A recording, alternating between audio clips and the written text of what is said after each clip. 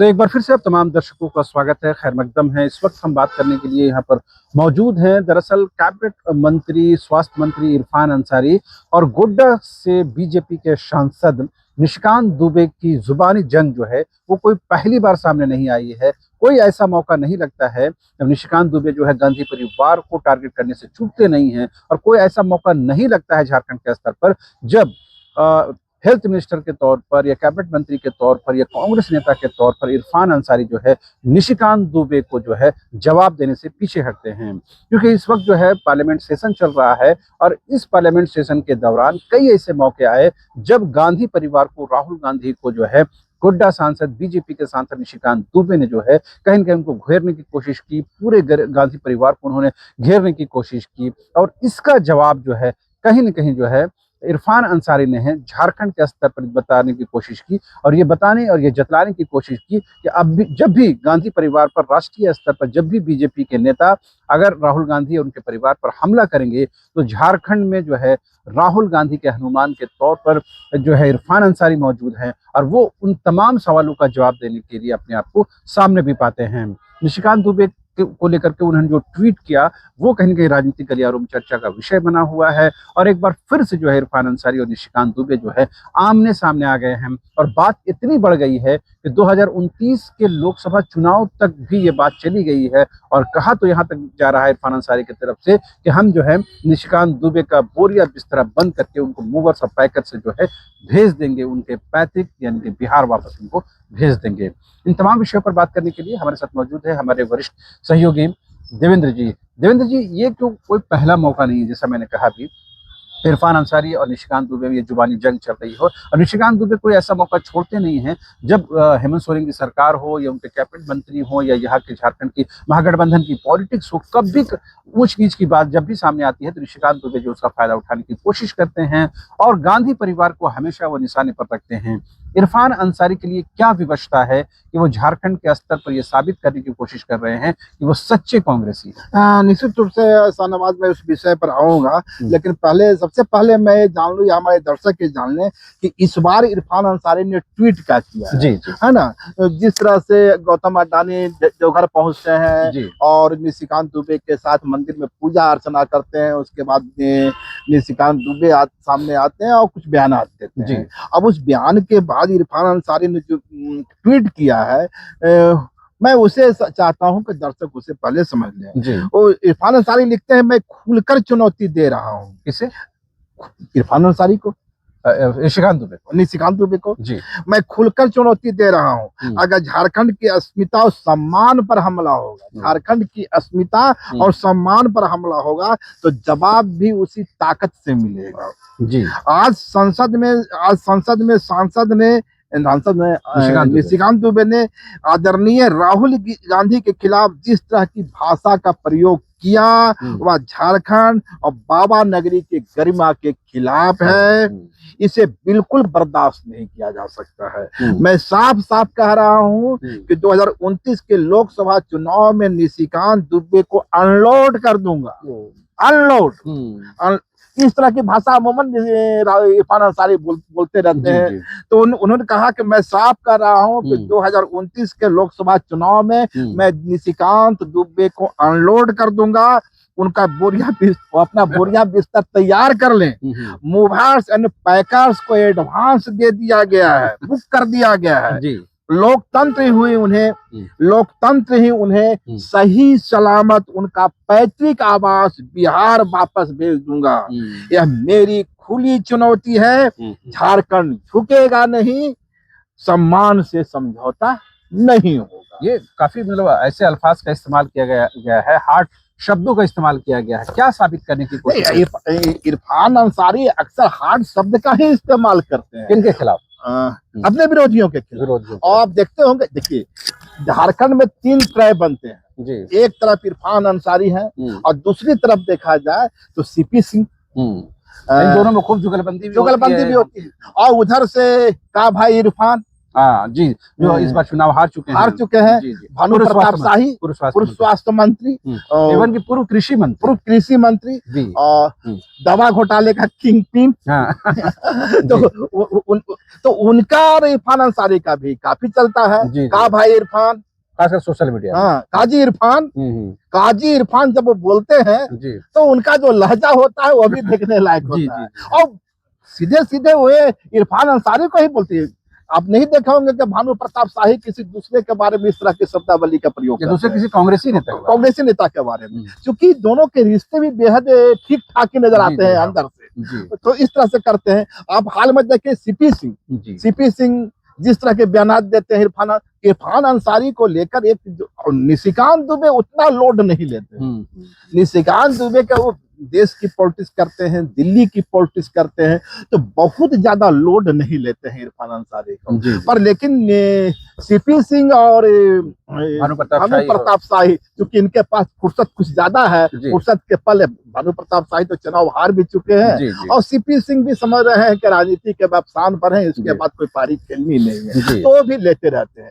लेकिन बड़ा सवाल यह है कि जिस तरह से इरफान अंसारी ने निशिकांत दुबे को निशाने पर लिया है, उसका बैकग्राउंड क्या है, उसकी पृष्ठभूमि क्या है, क्योंकि निशिकांत दुबे तो कोई पहली बार ऐसा है नहीं कि राहुल गांधी और गांधी परिवार को निशाने पर ले रहे हैं। जब उनकी पहली बार कोई गौतम अदानी से मुलाकात हुई है, उनके अरे ऐसे भी कहा जाता है कि कॉर्पोरेट घरानों से निशिकांत दुबे का बहुत बेहतर संबंध रहा है, और खासकर अडानी परिवार से तो उनका रिश्ता जग जाहिर है, करते रहे हैं।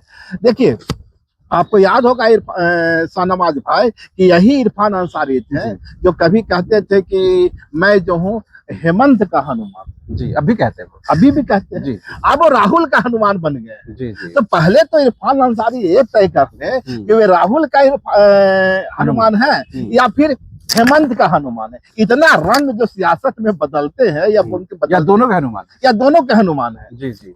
ये दोनों का हनुमान तो नहीं हो सकता, ऐसा नहीं है, ऐसा नहीं, राजनीति में नहीं ऐसा नहीं है। हनुमान सिर्फ राम के हनुमान है, राम कभी भी लक्ष्मण का हनुमान नहीं। यहाँ तो पॉलिटिक्स की बात हो रही है, गुंजाइश पंत भी नजर आता है। ठीक है, उस संदर्भ में देखा जा सकता है। देखिए, है क्या ना कि इरफान अंसारी अपने भावावेश पर कंट्रोल करने वाले नेता ने। राजनीति में बेहद जरूरी है कि आप सभी शब्दों का प्रयोग करें, आप समझे कि आपको कोई लाइटर मोड में नहीं, पर जिस तरह इरफान अंसारी लगातार बयान देते रहते हैं, अक्सर उन्हें लाइटर मोड में लोग ले लेते हैं।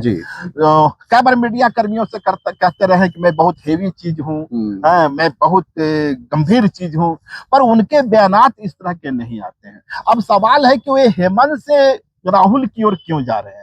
आप कह रहे हैं कि वे दोनों का हनुमान हो सकते हैं। मुझे लगता है कि वे हेमंत के हनुमान से ज्यादा राहुल के हनुमान बनने की, और क्यों भी ना हो, जाहिर सी बात है, जिस पार्टी से वो ताल्लुक रखते हैं, उनका परिवार जिस पार्टी से ताल्लुक रखता है, उनको पार्टी लाइन छोड़ने की कोई गुंजाइश भी नजर नहीं आती है। उनको हर हाल में जो है वो अपनी भक्ति जो है, वो अपनी श्रद्धा जो है, वो कहीं न कहीं केंद्रीय नेताओं को स्वामी भक्ति, राजनीति में तो स्वामी भक्ति दिखलाने पड़ती है ना। जिस समय उन्हें मंत्री पद नहीं मिला था, जब मंत्री पद की चाहत में दिल्ली की ठोकरें खा रहे थे, टीम का नेतृत्व कर रहे थे, उनके साथ जा रहे थे, उस वक्त वे अपने को हेमंत का हनुमान बता रहे थे। अब जब रिसफलिंग की बात आ रही है, कहीं न कहीं ये चर्चाएं तेज है कि इरफान अंसारी जिस तरह से रिम्स को कायाकल्प किया जाना चाहिए था, जिस तरह से रिम्स में काम किए जाने चाहिए, रिम्स 2 की बात हो रही है, या झारखंड में जो हेल्थ का इंफ्रास्ट्रक्चर है उसे खड़ा करने की जो उनसे आशा की जा रही थी, वे पॉलिटिक्स से ज्यादा रील में नजर आए। तो कहीं न कहीं हेमंत सोरेन इन सारे चीजों की समीक्षा तो कर रहे होंगे। वे तो एक हेमंत सोरेन गंभीर राजनेता है, अपनी पूरी टीम को लगाए होंगे कि देखो भाई कौन कौन मंत्रियों का क्या आकलन है, परफॉर्मेंस क्या है, वैल्यूएशन हो रहा होगा, इंटरनली हो रहा होगा, जेएमएम के स्तर पर भी हो रहा होगा, और कांग्रेस के स्तर पर भी हो रहा होगा, सरकार के स्तर पर भी हो रहा होगा। तो इसकी कुछ भनक उन्हें लगी होगी, कहीं न कहीं उन्हें सुरक्षा लगा होगा, या उनकी कुर्सी खतरे में नजर आई होगी। तो क्या इस कारण से वे अपनी जो मंत्री पद है उसे बचाने के लिए वे राहुल के हनुमान बनते हुए देख रहे हैं? क्या हेमंत सोरेन की ओर से उन्हें निराशा हाथ लगी है? एक तो एक चश्मा है जिससे इसे देखा जा सकता है। और दूसरी बात ये भी है कि जब से वो मंत्री पद में काबिज हुए हैं उसके बाद उनके पार्टी के अंदर से ही कई तरह की आवाजें उठती रही हैं। अभी हाल के दिनों में जिस तरह से 5 विधायक कांग्रेस के दिल्ली में जाके हाजिरी लगाते हैं, के राजू प्रभारी जो है कांग्रेस के वो आते हैं तो वो ये कहते हैं, जो विधायक है वो कहते हैं कि जो मंत्री हैं उनके कोटे के उनकी बातें नहीं सुनते, उनकी शिकायतें होती हैं, अंदर की बात बाहर आती है। ममता देवी कहती हैं कि हमें काम कराने के लिए इतनी राशि खर्च करनी पड़ती है, वो बातें जाहिर होती हैं। तो कहीं ना कहीं बातें पब्लिक डोमेन में आती है, पब्लिक डोमेन में किसने लाया? और जबकि ये बिल्कुल विधायकों की आपसी बातचीत यानी कि विधायकों ने खुद बाहर लाया होगा। तो कहीं ना कहीं ये जरूर लगता है कि एक तो आपने कहा कि पॉलिटिक्स में स्वामी भक्ति होती है और आज भी होती है, इस बात में कोई शक नहीं है। कहीं ना कहीं निशिकांत दुबे के बहाने इरफान अंसारी उसी भक्ति को साबित करने की कोशिश कर रहे हैं। निशिकांत दुबे वे चारा है जिसके भरोसे इरफान अंसारी राहुल का दिल जीतना चाहते हैं। वे साबित करना चाहते हैं कि देखो भाई, झारखंड में और कोई हो चाहे नहीं हो, इरफान अंसारी है जो पूरी कुव्वत के साथ राहुल के साथ खड़ा है। और झारखंड में यदि अल्पसंख्यकों का कोई चेहरा है, माइनॉरिटी पॉलिटिक्स का कोई चेहरा है तो इरफान अंसारी है। आपको याद होगा हेमंत के बारे में या जेएमएम के बारे में भी वही कहते रहे, आपको यह भी याद होगा। तो एक कई बार कह चुके हैं कि जिस्म गुरु फुरकान अंसारी जी ने झारखंड को लिया है, झारखंड की लड़ाई लड़ी है। अभी जब फुरकान अंसारी की मुझे लगता है जन्मदिन था तो एक बड़े प्रोमिनेंट अखबार में आधे पेज का विज्ञापन दिया गया, हालांकि उनका नाम तो नहीं था इरफान अंसारी का, निवेदक कोई और थे, लेकिन ये बताने की कोशिश है कि जो फुरकान अंसारी का चेहरा जो है बड़ा, और ये बड़ा नहीं है तो जिस्म गुरु के बराबर हो जाए, ये चाहत कहीं ना कहीं इरफान अंसारी रखते हैं। हमें तो लगता है कि भारत रत्न की मांग जिस्म गुरु की होती रही है, उनके दिल के अंदर कहीं ना कहीं इसकी पीड़ा भी होगी कि यही मांग फुरकान अंसारी के लिए क्यों नहीं कर दिया गया। ठीक है, गौतम अदानी एक बड़े उद्योगपति है और कांग्रेस कोई भी ऐसा मौका नहीं छोड़ती है कि गौतम अदानी को जो है वो टारगेट करने से पीछे हटे। और अब ऐसा मौका आया कि जब वो बाबा नगरी आते हैं, मत्था टेकते हैं, उसके बाद सीधे वो निशिकांत दुबे के पास जाते हैं, जैसे वो पहले भी गए हैं। तो ये कहीं न कहीं कांग्रेस के चश्मे से उनको लगा ये एक अच्छा मौका है, निश्चित रूप से अच्छा मौका। और निशिकांत दुबे हैं, गौतम अदानी है, तो ये कहीं का फर्टाइल लैंड है, ये कहीं टारगेट करने की जगह बनती है। पर इरफान अंसारी ये भूल गए कि वही गौतम अडानी हैं जो हेमंत सोरेन से भी मुलाकात करते हैं। जी। और पिछला ही विधानसभा की बात है, विधानसभा का सत्र खत्म होता है और उसके पहले बात होती है कि भाई जो अडानी प्लांट है उसकी जांच की जाए। प्रदीप यादव आवाज उठाते हैं और उस मामले बजाते वो रैयतों के पक्ष में खड़े होकर गोलबंदी करते हैं। एक कमेटी गठित की जाती है और जैसे ही कमेटी गठित की जाती है उसके बाद विधानसभा का सत्र होता है, गौतम अडानी रांची पहुंचते हैं और आप कह रहे हैं कि वे सर झुकाते हैं। यहाँ तो अडानी हेमंत का सर झुकाते नजर आ गए थे। तो जब हेमंत सोरेन से अडानी मिलते हैं तब तो इरफान अंसारी इस तरह की भाषा का प्रयोग नहीं करते हैं। यदि निशिकांत दुबे से मिलते हैं गौतम अडानी तब इन्हें इतनी पीड़ा क्यों होती है? आप अडानी के हर चीजों से परहेज कर सकते हैं। अडानी को यदि विशेष प्रिविलेज दिया जा रहा है, उनकी इंडस्ट्री में विस्तार में संसाधनों का, सरकारी संसाधनों का दुरुपयोग हो रहा है, निश्चित रूप से उस पर सवाल उठने चाहिए। पर एक बात बिल्कुल सच है कि झारखंड को अधिक से अधिक इंडस्ट्री की जरूरत है और ऐसे उद्योगपति की जरूरत है जो इन्वेस्टमेंट करे। और अभी जो दावोस जाना और विदेश यात्रा करना मुख्यमंत्री का, उसका ऑब्जेक्टिव क्या है? ऑब्जेक्टिव तो यही है कि इन्वेस्टमेंट लेकर आए। हम फॉरेन इन्वेस्टमेंट लाने की कोशिश कर रहे हैं, जबकि देश के स्तर पर जो इन्वेस्टर हैं, बड़े उद्योगपति हैं, चाहे टाटा हो, बिरला हो, अदानी हो, अंबानी हो, इनका इन्वेस्टमेंट भी अगर फुल फ्लेज तरीके से झारखंड में आ जाता है तो जाहिर सी बात है झारखंड जैसे एक ऐसे खनिज संपदा से परिपूर्ण राज्य के लिए ये कहीं ना कहीं एक बहुत महत्वपूर्ण कदम होगा, जिसमें अभी तक पूरी जो कामयाबी है नहीं मिली है। ये अलग बात है, गौतम अदानी का जो रिश्ता है वो ज्यादा कहीं का निशिकांत दुबे से लगता है। और जैसे शुरू में भी कहा कि निशिकांत दुबे ऐसे लाइजनिंग के काम, या फिर यूं कह सकते हैं वो ऐसे घरानों के नजदीक रहे हैं और उनको इसमें कोई ऐतराज भी नजर नहीं आता है। तो कहीं ना कहीं इरफान अंसारी को ये लगा कि अच्छा मौका है, और इस पर उन्होंने जो जिस तरह का अल्फाज का इस्तेमाल उन्होंने ट्वीट में किया है, यही उनकी पॉलिटिक्स है। इसी तरह शब्दों के सहारे और चर्चा में रहते हैं, मीडिया में बने रहते हैं। पर हमेशा याद रखिए कि यदि उनके मंत्रालय के कामकाज की समीक्षा होगी, यदि इरफान अंसारी का सीआर देखा जाएगा, तब वो मीडिया में दिए गए बयान के आधार पर नहीं देखा जाएगा, इस आधार पर नहीं देखा जाएगा कि आप किसके हनुमान हैं, आप हेमंत के हनुमान है कि राहुल के हनुमान है। वहां आपका काम बोलेगा। और यही यही यही से वो टर्निंग पॉइंट नजर आता है जी। जहां इरफान अंसारी कुछ चुकते हुए नजर आते हैं। जी जी। तो कुल मिलाकर ये है कि गौतम अदानी के बहाने निशिकांत दुबे पर हमला करके कहीं न कहीं इरफान अंसारी ने एक तरह से राहुल भक्ति, कांग्रेस भक्ति साबित करने की कोशिश करी। और अपनी ठीक है। अपनी कुर्सी को सुरक्षा कवच प्रदान देने करने की कोशिश। और जैसे मैंने कहा कि कांग्रेस के अंदर जो कैबिनेट का बर्थ है उसको में बदलाव को लेकर के गाहे बगाहे खबरें आती रहती हैं, और 5 विधायकों ने जिस तरह से दिल्ली में जाकर गोलबंदी की और मंत्रियों की शिकायतें की, उसके बाद तो कहीं न कहीं इनकी जो असुरक्षा का भाव है वो ज्यादा तेज हुआ है। और ऐसे में कहीं न कहीं राजनीतिक तौर पर कई हथकंडे अपनाए जाते हैं, आरोप प्रत्यारोप की राजनीति होती है, लेकिन देखना दिलचस्प होगा कि क्या गौतम अदानी जैसे जो उद्योगपति हैं वो झारखंड में कितना इंटरेस्ट लेते हैं। अभी तक जो उन्होंने इन्वेस्टमेंट किया है, अभी तक जो उनकी गतिविधियां झारखंड में है, उससे कहीं ज्यादा गतिविधियों की जरूरत है, ज्यादा इन्वेस्टमेंट की जरूरत है, ताकि झारखंड को जो है एक समृद्ध राज्य के तौर पर विकसित कर सके। उसमें पॉलिटिक्स के लिए गुंजाइश तो नहीं बनती है, उसके बावजूद भी इरफान अंसारी, निशिकांत दुबे या दूसरे नेता जो इसकी पॉलिटिक्स जरूर कर सकते हैं। लेकिन एक बात तो साफ है कि झारखंड जो है खनिज संपदाओं से परिपूर्ण राज्य है,